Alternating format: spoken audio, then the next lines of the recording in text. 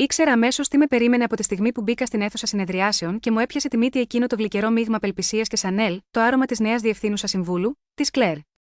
Η κόρη του ιδρυτή, με επιχειρηματικό δαιμόνιο που είχε κληρονομήσει μαζί με τη γραμμή των μαλλιών του πατέρα της, καθόταν στην κεφαλή του τραπεζιού σαν να περίμενε να παραγγείλει μιμόζα σε μπραντς.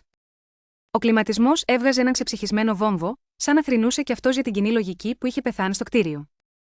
Πήρα τη θέση μου, έβαλα το κινητό ανάποδα στο τραπέζι και περίμενα το σόου να ξεκινήσει. Δεν άργησε. Η Κλέρ δεν πίστευε στα προλόγια, πίστευε στη διαταραχή. Κορυφαία κόρπαρη τορολογία για θα σπάσω πράγματα που δεν καταλαβαίνω και έπειτα θα ρίξω το φταίξιμο στο IT. Σκούπισε το λαιμό της με έναν ήχο σαν χοντρή σκονισμένη πέτρα που κυλάει σε τσίγκινο κουτί. Μισελ, άρχισε, χαμογελώντας γεμάτη δόντια αλλά χωρίς ίχνο ζεστασιάς, σακαρχαρίας με λεύκανση βανίρς, έχουμε εξετάσει τα Q3 metrics λειτουργικής πλεονάζουσας υποδομής και, πώς να το θέσω, το πόστο σου ως Chief Infrastructure Architect έχει γίνει legacy baggage. Δεν έτρεξα καν το βλέφαρό μου. Είχα παίξει το παιχνίδι επί 20 χρόνια, είχα επιζήσει από το Com Crash, από το Housing Bust και από έναν γάμο με άντρα που νόμιζε ότι πορτφόλιο επενδύσεων ήταν αξιστά που αγόραζε στο βενζινάδικο. Μαθαίνεις να ξεχωρίζεις τους τσαρλατάνους από μακριά. Και, φιλικά, αν μέχρι εδώ σου αρέσει αυτή η ομολογία, κάνε εγγραφή και πάτησε like, κρατάει του σερβερ μας όρθιους, σε αντίθεση με αυτό που πρόκειται να συμβεί στην ιστορία. Legacy baggage, επανέλαβα, φωνή απρόσωπη, σαν αργό και βαρύ κόλπο του Τέξας, ευγενικό στην αρχή, μέχρι να σφίξει το λαιμό. Σοβαρά. Έτσι ονομάζουμε τώρα τη χρηματοοικονομική ραχοκοκαλιά ολόκληρης της εταιρείας. Γιατί, αν θυμάμαι καλά, το baggage process μου διαχειρίζεται $40 εκατομμύρια καθημερινά σε συναλλαγές πελατών. Η Κλέρ γέλασε, ένας επιτηδευμένος, αέρινος θόρυβος διάλυσης, σαν γέλιο σε σχολή καλών τρόπο της Ελβετίας. Αλφα, Μισελ, πηγαίνουμε σύννεφο. Στρέφουμε σε decentralized, ALV μοντέλο. Αυτή η on-premise νοοτροπία σου είναι αξιολάτρευτη, αλλά ξεπερασμένη. Με άμεση ισχύ, το πόστο σου καταργείται. Σύρθηκε μπροστά μου ένας φάκελος από κίτρινο χαρτόνι πάνω σε ένα βελανιδένιο τραπέζι, σταματώντας 3 εκατοστά πριν φτάσει στα χέρια μου. Οι υπόλοιποι μέλη του Διοικητικού Συμβουλίου, άντρες που τους είχα κάνει πλούσιους, άντρες που τους είχα γλιτώσει από ομοσπονδιακές έρευνες, άντρες που είχαν φάει μπρίσκετ στο βαρκάκι μπάρμπεκου μου, κοίταζαν τα παπούτσια τους. Δειλοί, όλοι τους. Ήξεραν τι επρόκειτο να γίνει και άφησαν την νεοφερμένη να πατήσει τη σκανδάλη, φοβούμενη τον πατέρα της. Δεν τεντώθηκα για το φάκελο. Δεν φώναξα. Δεν ξέσπασα σε κλάματα. Απλώς κοίταξα την Κλέρ. Πραγματικά την κοίταξα. Φορούσε σακάκι ακριβότερο από το πρώτο μου αυτοκίνητο, αλλά το είχε βάλει σαν αποκριάτικη στολή, δεν ήξερε καν πώς φτιάχνονται τα λουκάνικα, μόνο της άρεσε να τρώει το λουκάνικο. Με διώχνεις, είπα, χωρίς ερώτηση. Με ένα μελαγχολικό χαμόγελο, η Κλέρ άγγιξε ελαφρά το τραπέζι με τα μανικούρ της νύχια. Σε ελευθερώνω, είπε με ψυχρή ευγένεια. Παράδοσε το διακριτικό και τον υπολογιστή σου, Μισελ. Η ασφάλεια θα σε συνοδεύσει έξω. Χρειαζόμαστε νέα ενέργεια, φρέσκες ιδέες από τους νέους. Σηκώθηκα αργά όρθια, τα γόνατά μου έσκασαν ελαφρά σαν να μου θύμισαν τα 45 χρόνια ζωής μου, εκ των οποίων τα 20 τα πέρασα σκυμμένη πάνω από rack server και ατέλειο το κώδικα μέχρι να μου τρέχουν τα μάτια αίμα. Έψαξα στην τσάντα μου, τράβηξα το διακριτικό, το άφησα πάνω στο ξύλινο τραπέζι. Ένας μονότονος ήχος πλαστικού αντίχησε στη σιωπή. Κλέρ, είπα, έχεις ακριβώς 10 λεπτά. Εκείνη άνοιξε διάπλατα τα μάτια και αμέσως μετά το χαμόγελό της πήγε να σβήσει. Τι είπες? 10 λεπτά, επανέλαβα, η φωνή μου βαρύτερη κατά μια οκτάβα. Αυτά είναι κυπαλμός. Σε 10 λεπτά οι σέρβαρς που, κληρονομείς, θεωρητικά, αυτοί που αποκαλείς βαριά, παλιά κληρονομιά, θα πάψουν να λαμβάνουν το handshake σήμα από το κλειδί μου, κρυπτογραφημένο. Μόλις σταματήσει αυτό το σήμα, οι πύλες συναλλαγών κλειδώνονται. Όλα παγώνουν. Μισθοδοσίες, πληρωμές προμηθευτών, διαχείριση πελατών, τα πάντα. Όλοι στην αίθουσα πάγωσαν, ακόμη και το κλιματιστικό φάνηκε να αναπνέει με δυσκολία. Μη δραματοποιείς, είπε η Κλέρ, με ύφος που δεν έκρυβε την αμφιβολία της. Έχουμε όλους τους κωδικούς στο dashboard. Τη διόρθωσα ήρεμα, ούτε το μίστομα της μηχανής δεν έχετε. Δεν διαβάσατε τα ιδρυτικά έγγραφα, ούτε τα συμβόλαια με τους προμηθευτές, ήσασταν απασχολημένοι με το rebranding του λογότυπου. Η North Store Systems δεν έχει στην κατοχή της τους transaction servers. Εγώ τους κατέχω. Γύρισα στα υπόλοιπα μέλη του Διοικητικού Συμβουλίου. Κύριοι, ελέγξτε το email σας. Πριν 5 λεπτά έστειλα την ειδοποίηση τερματισμού του μισθώματος. Η απασχόλησή μου ήταν η προϋπόθεση για τη διατήρηση της μίσθωσης, τώρα που τελείωσε, ήσασταν αντιμέτωποι με 7 λεπτά για να μαζέψετε τα πράγματά σας. Η Κλέρ κοκκίνησε ένα ατελεύθυτο κύμα ντροπής και πανικού. Φύγε από εδώ. Ασφάλεια. 2 γεροδεμένοι σεκιουριτάδες πλησίασαν, αλλά δεν με άγγιξαν. Όρμηξα τη φούστα μου, πήρα την τσάντα μου και κατευθύνθηκα προς την πόρτα. Πάγωσα με το χέρι στη λαβή από ορίχαλκο. Κάλεσε τον μπαμπά σου, Κλέρ, φώναξα πίσω μου. Να του θυμίσεις ότι μου χρωστάει για το μπρίσκιτ. Βγήκα στο διάδρομο κάτω από τις ήπιες βολβώσεις του φθορείου, η μοκέτα μύριζε καθαριστικά και ψέματα. Δεν κοίταξα πίσω, προχώρησα με βήμα σταθερό στο ασανσέρ, πάτησα το κουμπί για το ισόγειο και περίμενα. Η καρδιά μου δεν χτυπούσε βιαστικά, τα χέρια μου δεν έτρεμαν. Μία παγωμένη, ήρεμη διάβγεια σιγόκαθισε μέσα μου, σαν παγάκι ξηρού πάγου. Νόμιζαν ότι ήμουν απλώς μία υπάλληλος, μία σειρά σε ένα υπολογιστικό φύλλο. Δεν κατάλαβαν πως εγώ δεν δούλευα απλώς στην Nostor Systems, εγώ ήμουν η Nostor Systems, και μόλις απέσυραν τη μηχανική υποστήριξη της ζωής της. Οι πόρτες έκλεισαν, διέκοψαν τη θέα στον πανικόβλητο υπάλληλο στη ρεσεψιόν. Κατεβήκαμε 10 ορόφους προς το ισόγειο. Όταν θα φτάσω κάτω, το χρονόμετρο θα έχει σβήσει. Όταν έφτασα στο αυτοκίνητό μου, ο πρώτος πελάτης είχε ήδη για ώρα λάβει μήνυμα σφάλματος. Βγήκα στην υγρή, καυτή ατμόσφαιρα του Τέξας, ο ήλιος τσίμπαγε με τα μάτια μου, αντανακλώντας πάνω στην άσφαλτο του πάρκινγκ.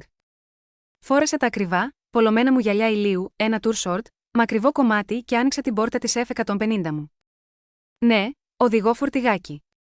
Στο Τέξας, το Prius θεωρείται κραυγή βοήθειας. Καβάλισα την καμπίνα, πέταξα τον φάκελο με την αποζημίωση απολύσεως στο συνοδηγό χωρίς να τον ανοίξω, και έβαλα μπρος. Δεν πήγα σπίτι. Δεν είχα διάθεση να κρυφτώ πίσω από μια μπλούζα και να κλαίω μέσα σε ένα παγωτό. Στρίμωξα το όχημα στο δρόμο και κατευθύνθηκα σε ένα μικρό, ταλαιπωρημένο μπαρ 3 μίλια παρακάτω, το Rusty Anchor. Εκεί η μπύρα ήταν παγωμένη, το πάτωμα κολούσε, και κανείς δεν σε ρωτούσε τίποτα για KPIs. Ζήτησα έναν μπέρμπαν, νιτ, και άφησα το κινητό μου πάνω στην μπάρα. Άνοιξα το χρονόμετρο. 0 ώρες 0 λεπτά και 45 δευτερόλεπτα. Πήρα γουλιά. Και κάηκα ωραία, μια καθαρή καυτή αίσθηση που ξέπλυνε τη γεύση του αρώματος της Κλέρ. Έβλεπα τα δευτερόλεπτα να χορεύουν. 3, 2, 1, 0. Το τηλέφωνο δεν χτύπησε αμέσως. Αυτό είναι το ωραίο σίγμα, ένα πολύπλοκο σύστημα που καταραίει, δεν γίνεται, μπαμ, γίνεται ασφυξία. Λίγο πακέτο που χάνεται εδώ, λίγα time out εκεί, και σιγά σιγά ο ιός εξαπλώνεται. Σήκωσα το βλέμμα στον Τζόου, τον μπάρμαν, και του έγνεψα για ένα ακόμη. Άντε, φερ, τα, Τζόου. Γιορτάζω, είπα. Χα, γκρίνιαξε αυτός, σκουπίζοντας με ένα πεταμένο πανί που είχε δει πολύ καλύτερες δεκαετίες. Τι γιορτάζεις? Γενέθλια, απάντησα με αργό χαμόγελο. Καλύτερο, έγινα ο πιο ακριβοπληρωμένο σύμβουλος στο Τέξας. Τη στιγμή που μίλησα, η οθόνη φωτίστηκε. Ειδοποίηση από το εσωτερικό κανάλι στο Slack ακόμα δεν μου είχαν κόψει πρόσβαση, γιατί η ομάδα διακοπής της Claire ήταν πολύ άπειρη για να κυρώσει σωστά τα credentials μου. System Alert, Critical Gateway Timeout. Error Code, Deadman Switch. Γέλασα μόνος μου, εγώ είχα γράψει αυτό το μήνυμα λάθος 5 χρόνια πριν, μια νύχτα αργά, όταν ο Χάραλντ μου είχε υποσχεθεί ότι θα με φρόντιζε για πάντα. Το είχα ονομάσει Deadman, επειδή έτσι μετατρέπεται μια εταιρεία όταν κόβει το ίδιο της την καρδιά. Η αναταραχή μόλις είχε ξεκινήσει, και εγώ είχα θέα πρώτης τάξης, γεμάτο ποτήρι ουίσκι και καμία διάθεση να σηκώσω το τηλέφωνο. Για να καταλάβεις γιατί τώρα η Claire στέκεται μπροστά σε μια κόκκινη οθόνη ουρλιάζοντας για Deadman Switch, πρέπει να ξέρεις από που ξεκίνησε η Nostor Systems. Δεν ξεκίνησε σε εκείνον τον γυάλινο ουρανοξύστη στο κέντρο της πόλης, ούτε από κεφάλαια επιχειρηματικών επενδυτών ή εφάνταστα synergy meetings. Ξεκίνησε ένα γκαράζ το 2004, βαρύ από μπόλικη σάπια πίτσα και απελπισία. Ο Χάραλντ Γέλς τότε δεν ήταν κακός άνθρωπος, ήταν ένας τύπος με όραμα για μια πλατφόρμα πληρωμό logistics και πιστωτικό σκορ χαμηλότερο και από την κοιλιά ενός φιδιού σε βαλτωμένο μονοπάτι. Εγώ είχα τον καλό πιστωτικό και εγώ είχα τις τεχνικές ικανότητες. Το γνώρισα Σίγμα, ένα networking event, όπου προσπαθούσε να πουλήσει την ιδέα του σε έναν τοίχο γιατί κανείς άλλος δεν τον άκουγε. Εγώ άκουσα. Και, επειδή είμαι λάτρης της αυτοκαταστροφής, επένδυσα. Όχι ότι ήμουν χαζός. Από την πρώτη στιγμή ήξερα πως η λέξη «συνεργασία» είναι απλώς ένας πομπόδης τίτλος για το μελλοντικό δικαστήριο. Όταν λοιπόν στήσαμε όλη την υποδομή, έκλεισα την πιο ευνοϊκή συμφωνία για μένα. Ο Χάρολτ θα κρατούσε την επωνυμία, τη λίστα των πελατών και το φιλικό προς το χρήστη κομμάτι, ούτε τα όμορφα κουμπιά που κλικάρει ο πελάτης. Εγώ, όμως, αγόρασα τα πραγματικά βαριά μηχανήματα. Τους transaction servers, τις encryption γέφυρες, τα μεταλλικά κυβότια που επεξεργάζονται τα λεφτά. Τα έβαλα κάτω από ένα νέο LLC που ίδρυσα, την Ironclad Holdings, και στη συνέχεια τα ενοικίασα ξανά στην Nostor. Στην αρχή ήταν απλώς μια κίνηση φορολογικής προστασίας, ο Χάρολντ όμως τη λάτρεψε γιατί κρατούσε το χρέος εκτός ισολογισμού, όσο ψάχναμε δάνεια. Υπέγραψε μάλιστα το Master Service Agreement, το MSA, χωρίς να διαβάσει ούτε τις πιο μικρές γραμματένιες στη λεπτή γραμματοσυρά. Κι όμως, ήταν εκεί που έκρυψα το όπλο μου. Η σύμβαση έλεγε ρητά ότι το leasing της κρίσιμης υποδομής θα ίσχυε μόνο όσο η Michelle Vance παρέμενε εργαζόμενη στην Ostor Systems ως επικεφαλής μηχανικός υποδομών. Από τη στιγμή που θα έφευγα, για οποιονδήποτε λόγο πέραν της βαριάς ποινικής αμέλειας, η μίσθωση λύονταν αμέσως. 20 χρόνια αυτή η σύμβαση σκούγιαζε μέσα σε ένα πυρήμαχο χρηματοκιβώτιο, μέχρι που ήρθε η στιγμή. Η North Star μεγάλωσε γοργά. Βγήκαμε από τον γκαράζ, νοικιάσαμε γραφεία, πήραμε προσωπικό. Ο Χάρολντ έγινε πλούσιος, εγώ νιώθωσα πιο άνετα. Μέχρι που ο Χάρολντ γέρασε και αποφάσισε ότι ήρθε η ώρα για γκολφ και συνταξιοδότηση στη Φλόριντα. Πέρασε τα κλειδιά στην Κλέρ. Στην Κλέρ που νόμιζε πως το cloud ήταν μαγεία και όχι ένα απλό υπολογιστικό κέντρο άλλων. Στην Κλέρ που πέρασε 5 χρόνια χαλάρωσε σε μπαλκόνια του μπαλί με έξοδα εταιρείας, ενώ εγώ έκανα ατελείωτες νύχτες πατσάροντας τρύπες ασφαλείας. Με μισούσε από την πρώτη μέρα. Ήμουν ο μικρομετών ότι εκείνη δεν ήταν ικανή, αυτοδημιούργητη και αναντικατάστατη. Για εκείνη, ήμουν το γκρινιάρικο φάντασμα στο βάθος του γραφείου που έλεγε πάντα, όχι, στις ακριβές, επιπόλαιες ιδέες της. Κάθισα στο μπαρ, γυρνώντας το ποτήρι με το κεχριμπαρένιο ουίσκι, και ξαναείδα το βλέμμα του Χάρολντ όταν κλείσαμε τον πρώτο μας πελάτη του $1.000.000. Με είχε αγκαλιάσει, δάκρυα στα μάτια, και μου είχε πει: «Μισελ, είσαι ο βράχος αυτού του τόπου. Χωρίς εσένα δεν θα υπήρχαμε». Χίμημι. Χάρολντ, είχες απόλυτο δίκιο. Τράβηξα το κινητό και άνοιξα το Remote Admin Terminal, όχι της North Star, της Ironclad. Μαύρο φόντο, πράσινα γράμματα, χωρίς γραφικά, καθαρά δεδομένα. Τα logs χοροπηδούσαν στην οθόνη. 141.500 handshake failed. 14.151 handshake failed. 14.152 connection refused. Authentication token revoked. Δεν είχα ρίξει τα μηχανήματα, δεν ήμουν κακόβουλη. Απλώς σταμάτησα την εξουσιοδοτημένη κίνηση. Οι servers έτρεχαν άψογα μέσα σίγμα, ένα κλιματιζόμενο data center 3 χωριά μακριά, που εγώ πλήρωνα. Απλώς δεν μιλούσαν πια με την North Star, γιατί η North Star δεν ήταν πλέον ενοικιαστής με πληρωμές. Ήταν σαν να άλλαζα τις κλειδαριές σε ένα νοικιασμένο σπίτι όταν ο επίμονος ένικος επιτέλους φεύγει. Έριξα μια ματιά στο εσωτερικό Slack της North Star. Ήταν σφαγή. DevOps Steve. Ρε παιδιά, γιατί η API επιστρέφει σε όλα 43 Forbidden. Project MGOR. Η Σέρα, οι πελάτες παίρνουν τηλέφωνα. Και σκέφτηκα, το παλιό σπίτι μας τώρα έκλεισε τα φώτα του. Μόνο που εγώ κράτησα τα κλειδιά. Ήταν μια από εκείνες τις ημέρες που η τεχνολογία σου παίζει τα δικά της παιχνίδια, και αυτή τη φορά αποφάσισε να χτυπήσει ακριβώς εκεί που πονάει πιο πολύ, το πόρταλ των πληρωμών. Μηχανισμός πληρωμών εκτός λειτουργίας. Προγραμματισμένη συντήρηση, πληκτρολόγησε έντρομος ο DevOps Steve, δεν μπορώ να μπω στο root του σερβερ. Τα κλειδιά μου δεν λειτουργούν. Σαν να μην υπάρχει καν ο σερβερ. Στο Slack, ο Sales Brand έγραψε: «Έχασα μια συναλλαγή ενώ βρισκόμασταν στο τελικό κλείσιμο. Τι στο καλό συμβαίνει?» Όμως η απάντηση που όλοι περίμεναν ήρθε από την κορυφή. Η Claire, η διευθύνουσα σύμβουλος, έστειλε μήνυμα σε όλους: «Ηρεμήστε. Είναι ένα μικρό σφάλμα από τη μετάβαση». Η Μισελ, καθώς αποχωρούσε, έπαιξε μερικές γραμμές κώδικα. «Επιστρέφουμε σε λειτουργία σε 5 λεπτά». Σάμπατος, μονολόγησα χαμογελώντας πικρά. Τέλεια δικαιολογία. Φροντίζει πάντα να περνάει το αφήγημα που τη βολεύει, αυτή τη φορά έστησε σκηνικό για να με υποδεικνύει ως τη δυσαρεστημένη υπάλληλο που έκοψε καλώδια. Το παράδοξο. Καταλάβαινε ότι αν μιλούσε για δολιοφθορά, παραδεχόταν πως δεν είχε κανέναν έλεγχο πάνω στο ίδιο της το προϊόν. Πιάστηκα από την οθόνη και τράβηξα screenshot μήπως και χρησιμεύσει αργότερα. Το κινητό μου δονήθηκε. Δεν ήταν Slack αυτή τη φορά, αλλά κλίση. Caller ID. Harold Gels, Mobile. Είχαμε πολλά χρόνια να μιλήσουμε. Φαντάστηκα τον ίδιο να βρίσκεται στην ένατη τρύπα του γηπέδου, το τηλέφωνο στο αυτί να σκάει συνεχώς. Έκανα ένα δισταγμό πριν απαντήσω. Το κομμάτι μέσα μου, αυτό που θύμωσε την πίτσα στην αποθήκη, ήθελε να σηκώσει το ακουστικό, να του μιλήσει με γλυκό τρόπο, να εξηγήσει. Αλλά ο πίνακας του διοικητικού συμβουλίου μου ήρθε ξανά στο μυαλό. Η σιωπή των ανθρώπων με τους οποίους δούλευα 2 δεκαετίες. Το γέλιο της Κλέρ. Άφησα την κλίση να πάει στο αυτόματο μήνυμα. Δεν ήμουν πια το ακλόνητο θεμέλιο, ήμουν η κατολίσθηση. Ο μπάρμαν, ο Τζόου, πλησίασε ξανά με ένα ανήσυχο βλέμμα. «Όλα καλά, κορίτσι μου?» Σαν να παρακολουθείς καραμπόλα αυτοκινήτων. Έτσι ακριβώς, Τζόου, του απάντησα και έσπρωξα πάνω στον μπαρ ένα χαρτονόμισμα των 20. Αλλά δεν είμαι μέσα στο αμάξι. Εγώ σχεδίασα τη διασταύρωση. Άνοιξα την εφαρμογή του email. Το πρωί είχα γράψει μήνυμα στο δικηγόρο μου, τον David, έναν καρχαρία με κοστούμι, $800 την ώρα και κάθε σεν δικαιωμένο. Θέμα: ενεργοποίηση ρήτρας 14β. Enclad Holdings εναντίον Nostor Systems. Πάτησα, αποστολή. Η νομική σύγκρουση δεν είχε καν ξεκινήσει, αλλά το τακτικό πυρηνικό πλήγμα ήδη είχε εκτοξευθεί. Παραγγέλνω χολαπένιο πόπαρς για λίγη θρέψη, βλέπεις, το να παρακολουθείς τη φωτιά που κατακαίει μια αυτοκρατορία ανοίγει την όρεξη. Μέχρι τις 3 το μεσημέρι, το 5ο λεπτό που υποσχέθηκαν είχε εξελιχθεί σε 45 λεπτή καταστροφή. Στην άκρη του μπαρ, το παλιό αγκυροβόλιο, ένα μαγαζί όπου συχνάζουν εργατοτεχνίτες λακιασμένοι με γύψο και βρωμιές από λάδι, γέμιζε από τους πρώτους πελάτες του Happy Hour. Εγώ, όμως, ήμουν καθυλωμένη στο ψηφιακό παράθυρο που διατηρούσα ανοιχτό στην παλιά μου ζωή. Μπορούσα να βλέπω ζωντανά το χάος στο κανάλι It's Engineering. Γιατί?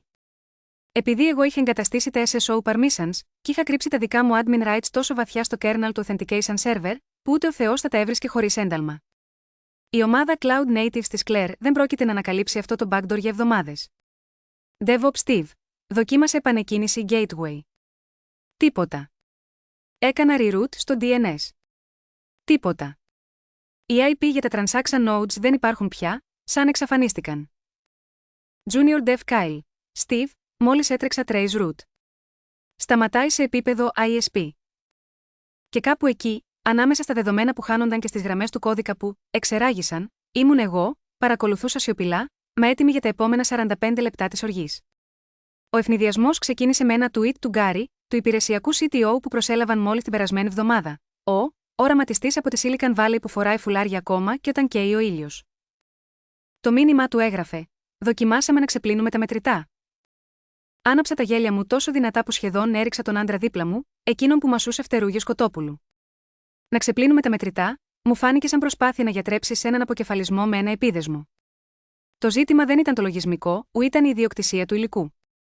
Οι σερβερ που διαχειρίζονταν τις πληρωμές, και μάλιστα τους υψηλής ασφάλειας κόμβους που απαιτούν τραπεζικοί κανονισμοί, στέκονταν σε ένα ρακ σε κέντρο δεδομένων στον Dallas.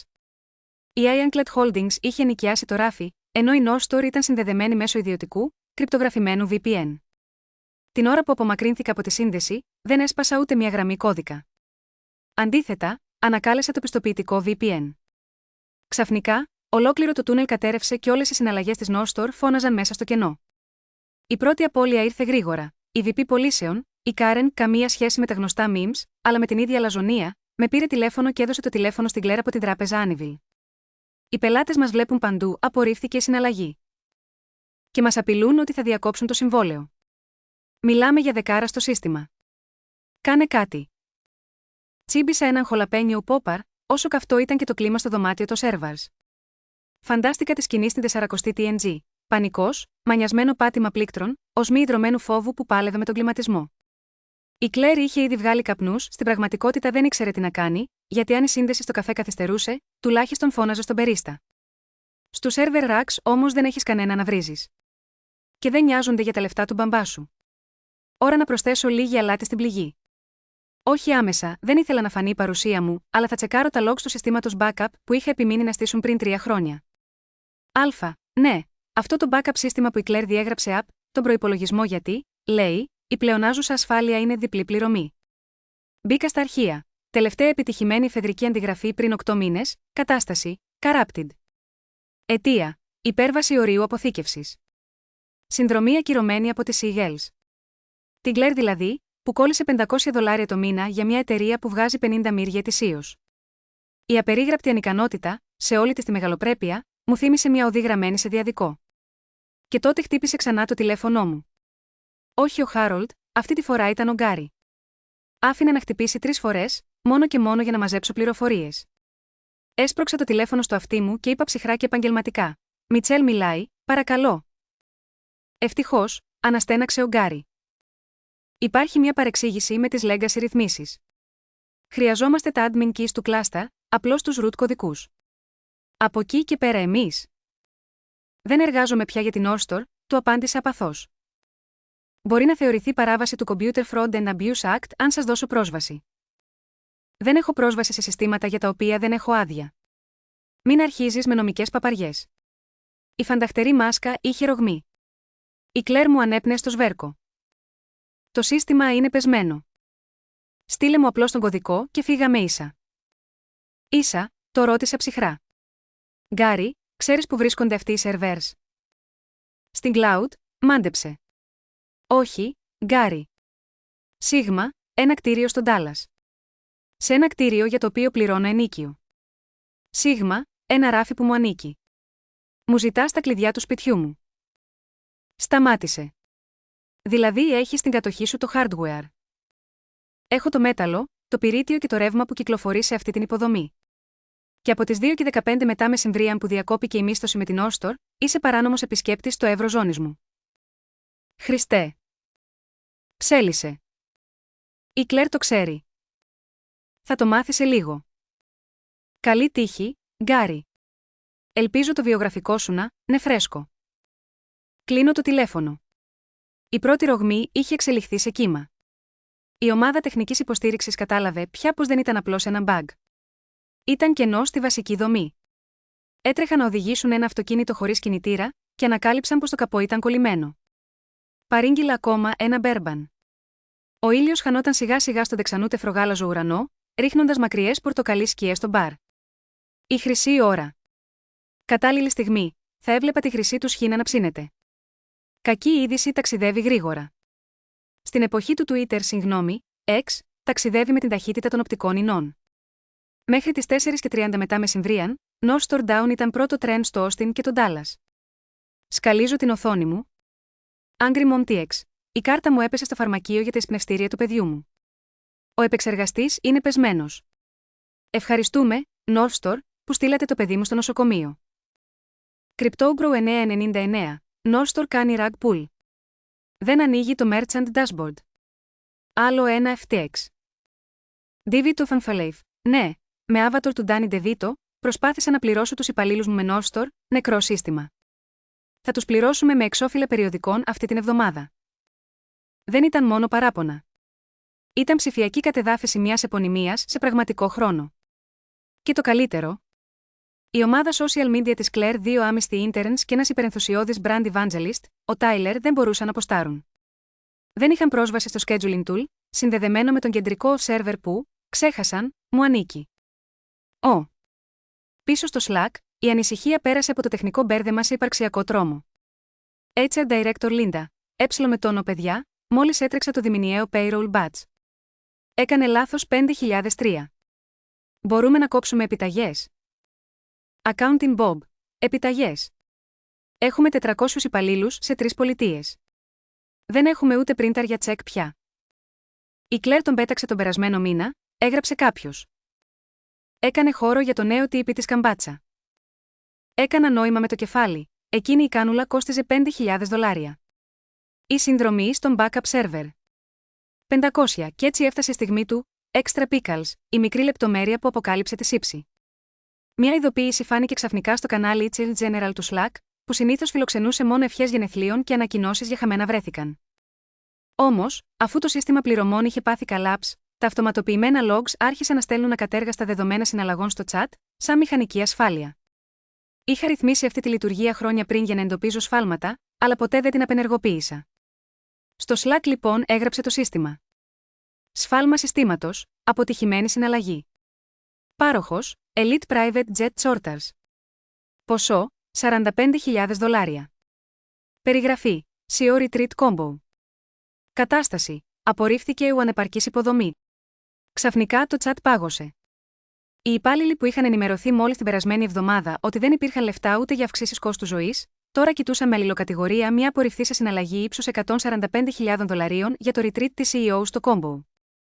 Mike, Senior Dev, νομίζα πως ήταν σε summit στρατηγικών συνεργατών στο Houston. Jen, Marketing, χθες απολύσαμε 3 σχεδιαστές για να μειώσουμε τα κόστη. Pop, Steve, Dev, τελείωσα. Κοιτάζω τα ενίκια μου να εξαφανίζονται ενώ αυτή ετοιμάζει ταξίδι στο Combo. Έχει κανείς το τηλέφωνο της Μισελ. Είναι η μόνη που έκανε κάτι ουσιαστικό εδώ μέσα. Πήρα μια γουλιά από το ποτό μου.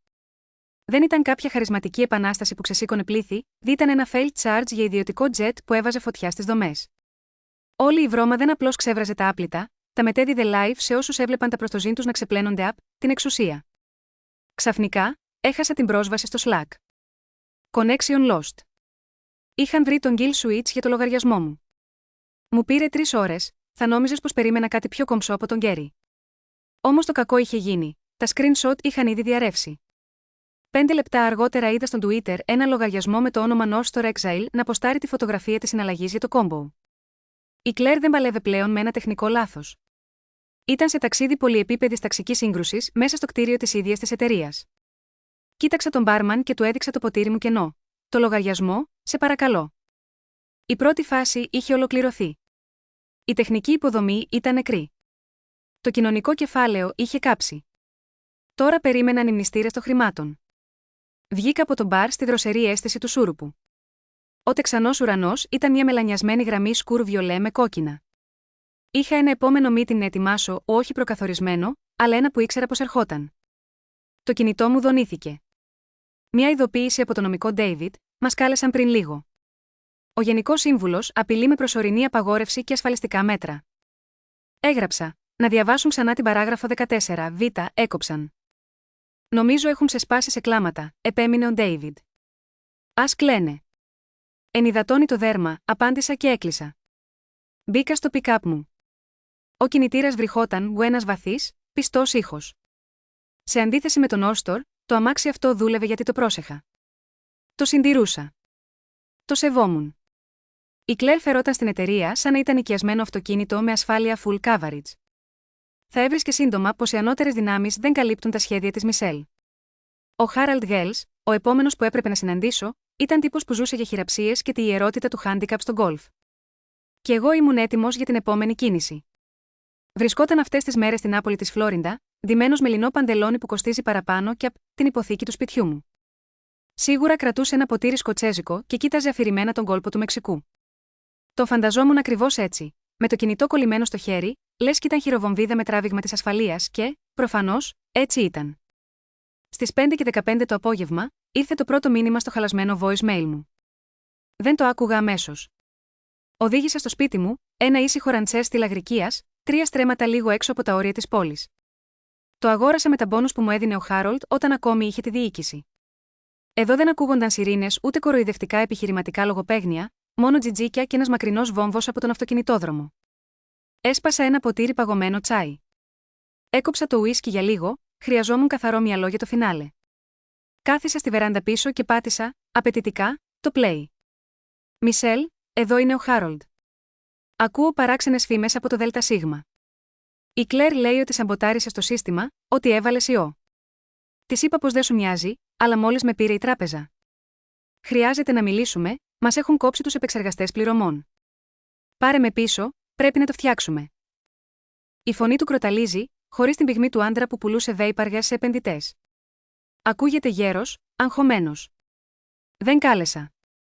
10 λεπτά αργότερα, νέο μήνυμα. Μισελ, σήκωσε το μη τηλέφωνο. Ο Γκάρι λέει: εσύ κατέχεις του σέρβας. Τι στον κόσμο λέει. Εμείς δεν είμαστε ιδιοκτήτες της εταιρείας. Πώς να σου ανήκουν οι σέρβας. Δεν θυμάμαι να υπέγραψα κάτι τέτοιο. Αυτό είναι εκβιασμός, έτσι δεν είναι. Ο μικρομετώνω, τι θες, τα λέμε. Απλά βάλ, τα ξανά σε λειτουργία. Η Κλέρα έχει μείνει μετέωρη, το ξέρω.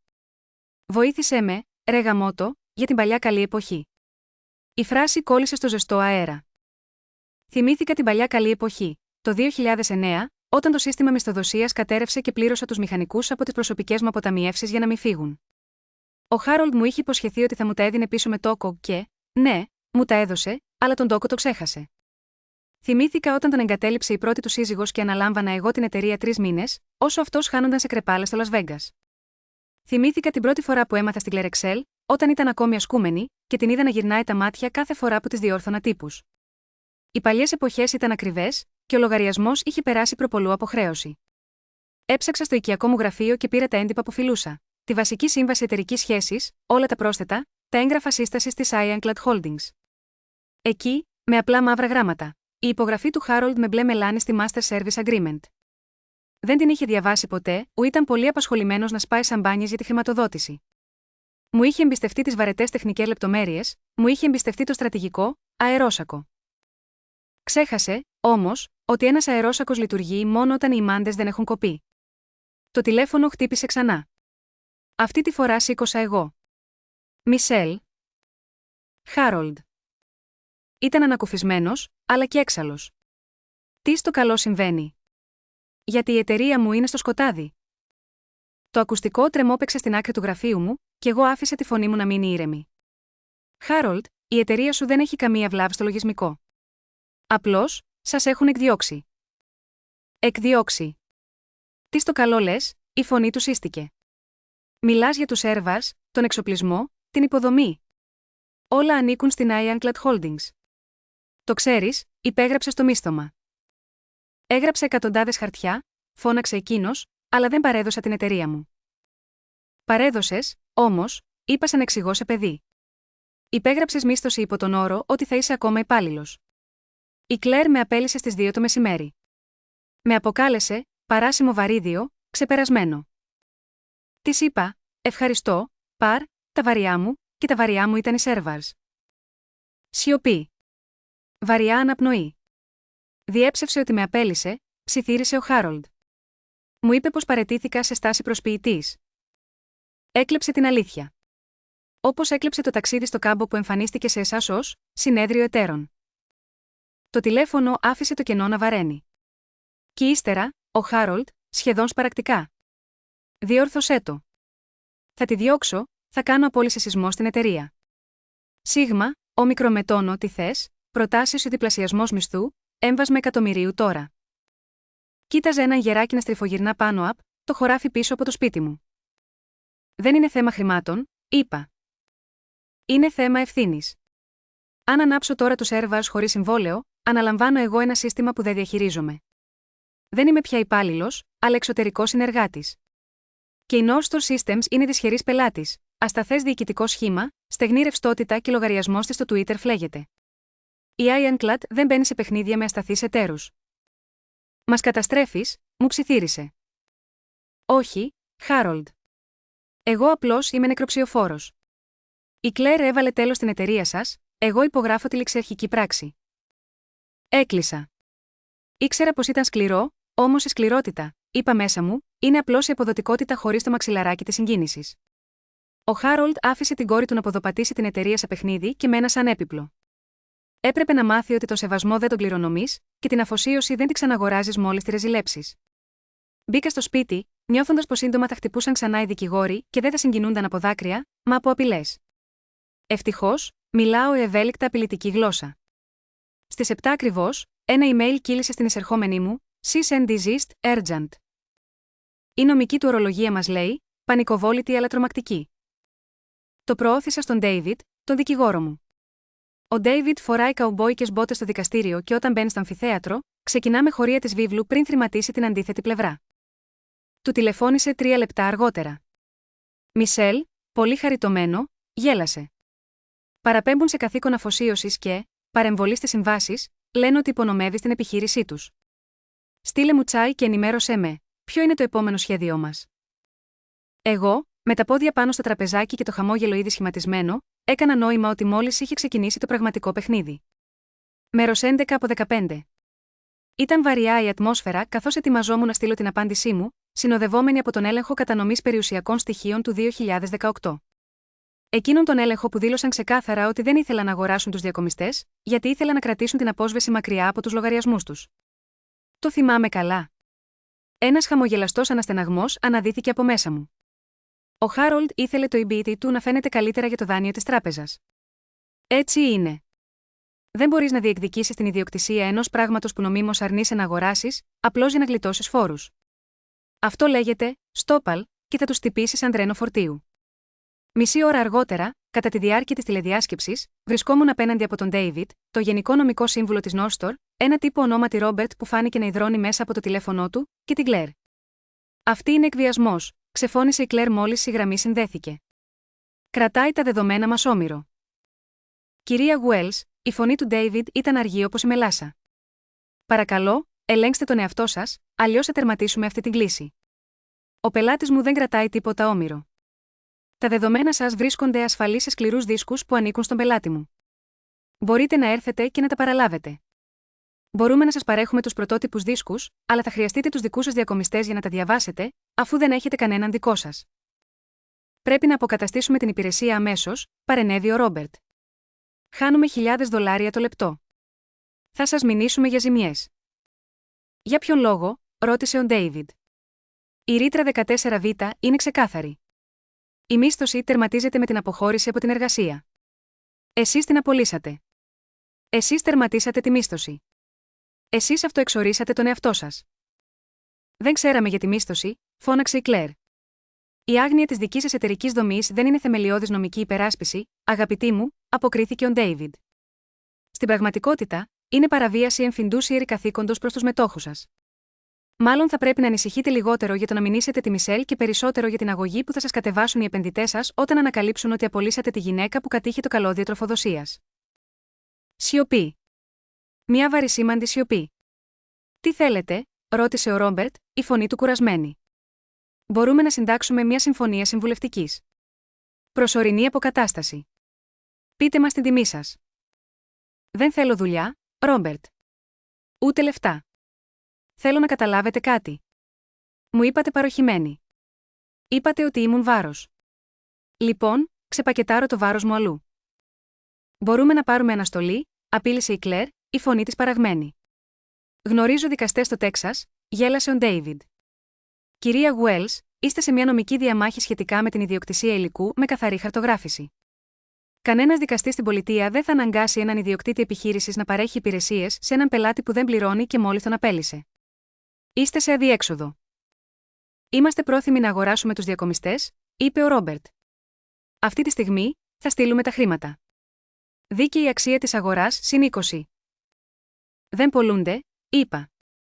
Όλα πολλούνται, πίεσε ο Ρόμπερτ. Όχι, αντέτεινα εγώ. Τα αγαθά πολλούνται. Η μόχλευση όχι. Και αυτή τη στιγμή, έχω όλη τη μόχλευση. Αυτοί οι διακομιστές είναι ειδικά διαμορφωμένοι. Εκτελούν ιδιόκτητες κρυπτογραφικές διαδικασίες που έχω γράψει εγώ. Ακόμα και αν σας πουλούσα τις συσκευές, ούτε θα ξέρατε πώς να τις ενεργοποιήσετε χωρίς εμένα, και δεν είμαι διαθέσιμη προς ενοικίαση. Καταστρέφει την εταιρεία μου. Έσπασε τη σιωπή η Κλέρ, τα δάκρυα κυλούσαν ασταμάτητα. Ο θυμός είχε εξαφανιστεί, αφήνοντας τη θέση του σε μια απόγνωση κακομαθημένου παιδιού. Ο πατέρας μου θα με σκοτώσει, ψιθύρισε. Ίσως, απάντησα ήσυχα. Αλλά τουλάχιστον θα έχεις χρόνο να φτιάξεις βιογραφικό. Ακούσα πως η θέση, διαχειριστής κληρονομιακής φόρτωσης αποσκευών, σε αεροδρόμια είναι στα πάνω της. Κλείσαμε το τηλέφωνο. Λίγο αργότερα, άναψε το κινητό μου. That was the most fun we had with my pants on in years. Ήταν ο David. Γέλασα, μα το γέλιο πνίγηκε στο λαιμό μου. Νίκη νέου αλλά και κηδεία. Είχα αφιερώσει 20 χρόνια σε αυτή την εταιρεία, είχα ιδρώσει και πονέσει γαμαγιώτα, αυτή. Τώρα εγώ ήμουν αυτός που θα ρίχνα με τη χαριστική βολή, όχι από κακία αλλά από έλεος. Άνοιξα τον browser, πληκτρολόγησα godaddy.com και γρήγορα βρήκα διαθέσιμο ένα νέο domain, soustortech.com. Κλίκαρα, The King is dead. Long live the Queen. Μόλις ξημέρωσε, η Nostor Systems δεν ήταν πια εταιρεία, ήταν τόπος εγκλήματος. 18 ώρες πάγωμα συναλλαγών, καταστροφικό αποτέλεσμα. Τράπεζες, νοσοκομεία, μεγάλα καταστήματα ενεργοποίησαν έκτακτα μέτρα και μετέφεραν όγκους προς ανταγωνιστές. Stripe και Square έκαναν πάρτι με το μερίδιο της αγοράς που έμεινε νεκρό. Το κινητό μου χτυπούσε ασταμάτητα, αλλά όχι από τη διοίκηση. Ήταν το προσωπικό. DevOps Steve. Hey Michelle, ο Γκέρι παραιτήθηκε, έφυγε πετώντας τη φανέλα του στον κάδο. Κλέρ είχε κλειδωθεί στο γραφείο της, σύοντας το πληκτρολόγιο από το κλάμα. Project Manager Sarah. Θα μας πληρώσουν την Παρασκευή. Sales Brand.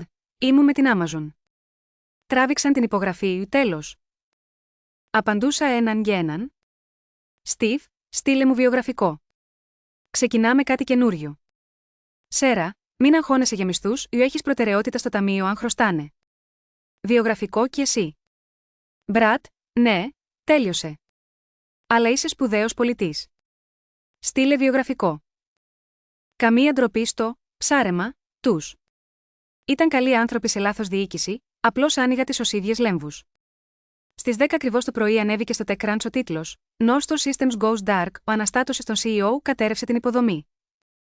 Ένας, ανώνυμος, όλοι ήξεραν πως ήταν ο Γκέρι, αποκάλυπτε πως ο CEO είχε απολύσει τον ιδιοκτήτη των σέρβας, αγνοώντας ότι δεν του ανήκαν. Το ίντερνετ έφαγε τη σφαλιάρα. Memes από το Instagram της Claire, με λεζάντες 404 CEO not found και Gaslight, Gatekeep, Glitch. Παρακολουθούσα από το home office μου καθώς στήριζα τη South Tech. Δεν ήταν δύσκολο. Υπήρχαν ήδη σέρβας στην Ironclad Holdings, κεφάλαια από τις αποταμιεύσεις μου και τις επερχόμενες αποζημιώσεις, και τώρα είχα και το ανθρώπινο δυναμικό. Λίγο αργότερα, λάβαμε email από το μεγαλύτερο πελάτη της Nostr, τη Trans Global, εθνική εταιρεία logistics. Η ιστορία ξεκινούσε πάλι. Ο τεχνολογικός διευθυντής τους, ο Μόρκας, ένας παλιός γνωστός μου ετών, μου έστειλε μήνυμα ΚΑΤ, Ιδιαν. Θέμα, είσαι έτοιμη λειτουργικά, σώμα. Μισελ, ξέρουμε τι συνέβη. Ξέρουμε ποιος κρατά τα κλειδιά. Αν στήσεις νέα υποδομή με άλλη εταιρική οντότητα, θα μεταφέρουμε ολόκληρο τον όγκο των συναλλαγών μας σε σένα. Εμπιστευόμαστε τον αρχιτέκτονα, όχι το λογότυπο. Ενημέρωσέ μας. Αυτό ήταν το καρφί στο φέρετρο. Οι Nostr δεν έχανε πελάτες από τον ανταγωνισμό, τους έχανε σε μένα. Και δεν είχα καν τυπώσει επαγγελματικές κάρτες. Κάλεσα αμέσως το Μόρκας. Δώσε μου 48 ώρες να καθαρίσω τους διακομιστές και να τους επαναδιαμορφώσω με νέο κλειδί κρυπτογράφησης. Μέχρι τη Δευτέρα θα είσαι έτοιμος. Και εμείς σήμερα σερβίρουμε στην Nostr γνωστοποίηση παράβαση σύμβασης, απάντησε. Κούνησα το κεφάλι, έκλεισα το τηλέφωνο και έγειρα πίσω. Στο γραφείο μου, πάνω στον πίνακα, χάραξα μια κατακόρυφη γραμμή. Αριστερά, παραδοσιακός φορτίος, δεξιά, μελλοντικά έσοδα. Άρχισα να μετατοπίζω ονόματα. Σκέφτηκα την έδρα του στο κέντρο της πόλης, σε πανικό, τα κενά κουβούκλια, τα τηλέφωνα να κουδουνίζουν στο κενό, η μυρωδιά του άγχους και του μπαγιάτικου καφέ. Η Κλέρ μάλλον προσπαθούσε να το παρουσιάσει ως στρατηγική παύση, αλλά κανείς δεν αγοράζει παύση όταν μιλάμε για λεφτά. Το χρήμα θέλει ταχύτητα, σιγουριά, και εγώ ήμουν η σιγουριά. Εκείνη ήταν το χάος. Η ηρωνία. Αν μη, είχε αντιμετωπίσει με λίγη αξιοπρέπεια, να μου δώσει ένα χρυσό ρολόι, ένα συμβόλαιο συμβουλευτικής, θα της παρέδιδα τα κλειδιά και θα πέρναγα το απόγευμα στην κουνιστή μου πολυθρόνα με ένα τσάι στο χέρι. Όμως εκείνη έπρεπε αποδείξει ποια είναι το αλφα-αρσενικό. Το έδειξε καλά. Με βενζίνη και σπίρτο έβαλε φωτιά στο ίδιο το έδαφος που πατούσε. Το σύστημα συναγερμού της εισόδου χτύπησε. Κάποιος βρισκόταν στην πύλη. Στην κάμερα είδα ένα μαύρο Mercedes, το αυτοκίνητο του Χάραλντ. Φαινόταν κατεστραμμένος, ένα τσαλακωμένο πόλο, μάτια κόκκινα, χωρίς ύπνο για μέρες, ενώ έφτανε να έχει περάσει μόλις μια μέρα. Του άνοιξε την πύλη. Ήταν η ώρα για το τελικό επεισόδιο. Ο Χάραλντ ανέβηκε το μονοπάτι των κυβόλιθων προς την πόρτα, σαν άντρας που οδηγείται στην αγχώνη. Τον πλησίασα στη βεράντα, αλλά δεν τον κάλεσα μέσα, το σπίτι μου ήταν το άσυλό μου και εκείνος δεν είχε πια θέση σίγμα, αυτό. Μισελ. Του ξεφούρνησε, με φωνή κουτρουλιασμένη. Με ξόδεψες. Το τσάρτ έπεσε 60% σήμερα το πρωί. Το ΔΣ ζητάει το κεφάλι μου.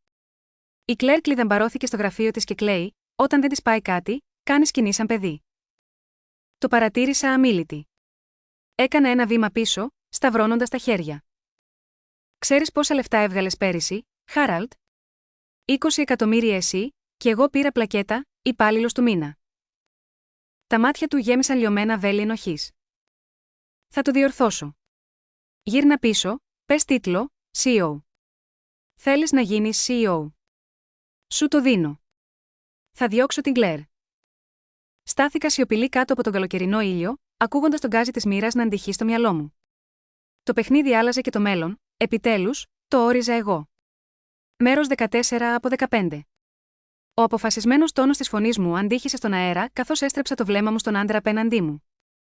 Θα απολύσω όλη τη διοίκηση. Απλώς γύρνα πίσω και άνοιξε τους διακομιστές. Ο Χάραλντ, αυτός ο άντρας που κάποτε θαύμαζα και θεωρούσα μέντορα, τώρα φαινόταν να είναι ένα σκιάχτρο από το παρελθόν. Δεν το μισούσα. Απλά ένιωθα απογοήτευση. Και ήταν φανερό ότι εκείνος δεν καταλάβαινε, πίστευε ότι όλα μπορούν να λυθούν με μια συμφωνία. Αλλά η εμπιστοσύνη δεν είναι ανανεώσιμος πόρος. Όταν χαθεί, χαθεί. Χάραλντ, είπα ήρεμα, δεν μπορώ να επιστρέψω. Γιατί? Πρέπει να είναι το εγωιστικό σου. Μη σε σκοτώσει το εγωιστικό σου μια εταιρεία 1 δισεκατομμυρίου, Μισελ. Δεν είναι εγωισμός, του αντέτεινα shaking my head. Είναι φυσική. Η δομή έχει καταρρεύσει. Οι πελάτες έχουν φύγει. Η Trans Global υπέγραψε με νέο προμηθευτή πριν από 10 λεπτά. Το πρόσωπό του έγινε λευκό, η ανυπομονησία του διαγραφόταν κατευθείαν από τα μάτια του. Ποιος? Με ποιον υπέγραψαν? Με μένα, είπα απλά. South Tech. Ο Χάραλντ ένιωθε το σοκ. Του φαίνονταν σαν να είχε δεχτεί γροθιά στο στομάχι. Εσύ? Ξεκίνησες έναν ανταγωνιστή. Δεν ξεκίνησα ανταγωνιστή, Χάραλντ. Απλώς συνέχισα τη δουλειά μου. Παρέχω υποδομές σε πελάτες που χρειάζονται σταθερότητα. Η North Store δεν μπορούσε να προσφέρει σταθερότητα, οπότε η αγορά διορθώθηκε. Μου έκλεψε στους πελάτες, με κατηγόρησε, το παλιό του μίσος ξανά στη φλόγα. Δεν έκλεψα τίποτα. Αυτοί επικοινώνησαν μαζί μου. Ξέρουν ότι κατέχω τον κινητήρα. Ξέρουν ότι όταν μιλώ για uptime, εννοώ την πραγματικότητα. Ξέρουν ότι όταν εσύ λες καινοτομία, εσύ λες νεποτισμό. Κατέρευσε πάνω στο κυγκλίδωμα της βεράντας. Όλη η δύναμη φαινόταν να έχει ξεφτύσει. Κοίταξε τα δέντρα στη διάθεση της αυλής μου. Ποτέ δεν έπρεπε να το δώσω σε εκείνη, ψιθύρισε. Ήξερα ότι δεν ήταν έτοιμη, αλλά είναι η κόρη μου. Τι έπρεπε να κάνω? Έπρεπε να προστατέψει την εταιρεία, του είπα. Έπρεπε να προστατέψει τους ανθρώπους που δούλευαν για σένα. Έπρεπε να προστατέψεις εμένα. Με κοίταξε, τα δάκρυα να συγκεντρώνονται στα μάτια του. Λυπάμαι, Μισελ. Το ξέρω ότι λυπάσαι, Χάραλντ. Το πιστεύω. Ήρθα σε ευθεία στάση. Αλλά οι συγγνώμες δεν θα επανεκκινήσουν τους διακομιστές. Τι συμβαίνει τώρα? Τώρα, ανασήκωσα τους ώμους μου. Η North Store θα καταθέσει αίτηση για προστασία από τους πιστωτές. Θα ρευστοποιήσει τα περιουσιακά στοιχεία, τη μάρκα, την πνευματική ιδιοκτησία, τα έπιπλα. Οι δικηγόροι μου θα επικοινωνήσουν για τα πλήρωτα μισθώματα. Θα είμαστε πρώτοι στη σειρά ως πιστωτές. Και εσύ? Θα πάω στη δουλειά, είπα. Έχω μια νέα εταιρεία να τρέξω και πολλές βιογραφικές σημειώσεις να εξετάσω. Το παλιό σου προσωπικό χρειάζεται δουλειά. Ο Χάραλντ κούνησε αργά το κεφάλι του κατανοώντας ότι το παιχνίδι είχε τελειώσει. Η κληρονομιά που πίστευε ότι άφηνε στην κόρη του είχε σβήσει. Αντάλλαξε ένα βασίλειο για μια οικογενειακή φωτογραφία και τώρα δεν είχε κανένα από τα δύο. Γύρισε και περπάτησε πίσω στο αυτοκίνητό του, που φαινόταν πιο μικρό από μικρομετόνο, τι το θυμόμουν. Τον παρακολούθησα να απομακρύνεται. Δεν ένιωθα θριαμβευτικά. Δεν ένιωθα ευτυχισμένη. Ένιωθα καθαρή. Ήταν σαν να καθάριζα ένα βρώμικο πάτωμα. Η βρωμιά είχε φύγει. Η επιφάνεια ήταν ακατέργαστη, αλλά έτοιμη για κάτι νέο. Πήγα ξανά μέσα και κοπόρ myself ένα τελευταίο μπέρμπαν, στη μνήμη των παλιών εποχών και στην εποχή της αχρηστίας. 3 μήνες αργότερα, το πτώμα της Nostor Systems εξακολουθούσαν να το ψάχνουν οι γήπες στα δικαστήρια πτώχευσης. Η Κλέρ απολύθηκε από το Διοικητικό Συμβούλιο 2 ημέρες μετά την κατάρρευση. Φήμες λένε ο Μικροντάφ Γιώτα επέστρεψε στον Παλί για να θεραπεύσει τα τραύματά της και να ξεκινήσει ένα podcast σχετικά με τοξικά εργασιακά περιβάλλοντα. Η ηρωνία είναι τόσο πυκνή που θα μπορούσε να πνίξει έναν άνθρωπο. Ο Χάρολντ υπέστη ένα μικρό εγκεφαλικό επεισόδιο. Αν και αναρρώνει, έχει αποσυρθεί από το παιχνίδι. Πλέον, περνά τις μέρες του σε μια βεράντα στη Φλόριντα, πιθανόν αναρωτιόμενος που τα έκαναν όλα λάθος. Του έστειλα μια κάρτα, χωρίς να συμπληρώσω το όνομά μου. Η South Tech ανθεί, λειτουργώντας από μια ανακαινισμένη αποθήκη στο Ανατολικό Άουστιν. Χωρίς μαρμάρινες επιφάνειες, χωρίς πολυτέλειες, μόνο σειρές από γραφεία, μουρμουρίσματα από τους διακομιστές και μυρωδιά του καφέ που Ρέλμαντ τονώνει. Επαναπροσέλαβα το 80% της ομάδας μηχανικών του North Store. Ο Στίβ είναι ο αντιπρόεδρος μηχανικής, ενώ η Σάρα τρέχει τις λειτουργίες. Τα έσοδά τους αυξήθηκαν κατά 20% σε σύγκριση με την εποχή της ELA και έχουν πραγματικά μερίδια, όχι φανταστικές μετοχές που ενεργοποιούνται σε μια δεκαετία. Αγοράσαμε τη λίστα πελατών του North Store για ψίχουλα κατά τη διάρκεια της δημοπρασίας εκαθάρισης. Ήταν ικανοποιητικό να υπογράψω εκείνη την επιταγή. Στη ουσία, αγόρασα πίσω το έργο της ζωής μου για την τιμή ενός μεταχειρισμένου Camry. Δεν είμαι πια ο επικεφαλής αρχιτέκτονας υποδομών. Είμαι ο ιδιοκτήτης, ο CEO, ακόμα και καθαριστής αν χρειαστεί. Οδηγώ το φορτηγό μου, πίνω μπέρμπαν και έχω ακόμα το αρχικό συμβόλαιο κορνιζαρισμένο στον τοίχο μου. Είναι μια υπενθύμηση. Άνθρωποι σαν την Κλέρ πιστεύουν ότι η εξουσία προέρχεται από έναν τίτλο. Νομίζουν ότι βρίσκεται στο να κάθονται στο κεφάλι του τραπεζιού. Δεν καταλαβαίνουν ότι η εξουσία είναι η υδραυλική. Είναι εκείνα που δεν φαίνονται. Είναι τα καλώδια που κρύβονται στους τοίχους, οι αποχετευτικές γραμμές, οι διακομιστές σε αυτήν την ψυχρή, Σκοτεινή αίθουσα. Όσο οι ροές λειτουργούν και τα φώτα ανάβουν, κανένας δεν ενδιαφέρεται για σένα. Αλλά τη στιγμή που θα κλείσει τη βαλβίδα, τη στιγμή που θα τραβήξει την πρίζα, συνειδητοποιείς ποιος πραγματικά κυβερνάει τον κόσμο. Δεν είναι οι άνθρωποι με τα κοστούμια, είναι αυτοί που κρατούν τα κλειδιά. Καθόμουν στο νέο μου γραφείο, ακούγοντας τον ήχο των ραφιών που ανήκουν σε μένα. Όταν το τηλέφωνο μου δόνησε, ήταν μια ειδοποίηση από το LinkedIn. Η Claire Wells είδε το προφίλ σου. Χαμογέλασα. Δεν είδα το δικό της. Την μπλόκαρα. Ύστερα, φόρεσα τα ακουστικά μου, άνοιξα τον ήχο με λίγο Danny DeVito Asmar. Μην το κρίνεις, με κεντρίζει και επανέρχομαι στη δουλειά. Με αποκάλεσαν σε περασμένο. Εγώ ονομάζω τον εαυτό μου αναβάθμιση. Ο CEO της TLDR με απέλησε νομίζοντας ότι ήμουν περιττός, χωρίς να συνειδητοποιεί ότι κατέχω προσωπικά τους διακομιστές που τρέχουν την επιχείρηση. Τους έκλεισα. Η εταιρεία κατέρρευσε. Ξεκίνησα μια νέα με τους πελάτες και το προσωπικό τους. Μην παίζεις με τον υδραυλικό. Η πραγματική εξουσία δεν χρειάζεται να φωνάζει. Λειτουργεί με ήσυχη, αδιαμφισβήτητη ακρίβεια. Η Μισελ τους έδειξε ακριβώς πώς είναι η πραγματική παροχημένη κατάσταση, κάνοντάς τους να κατανοήσουν ότι η αληθινή αξία δεν αναγγέλλεται πάντα από μια εξέδρα. Η απουσία της, ωστόσο, αφήνει μια αναμφισβήτητη κενότητα. Ευχαριστώ που μείνατε μαζί μου σε αυτή την ιστορία. Θα τα ξαναπούμε στην επόμενη.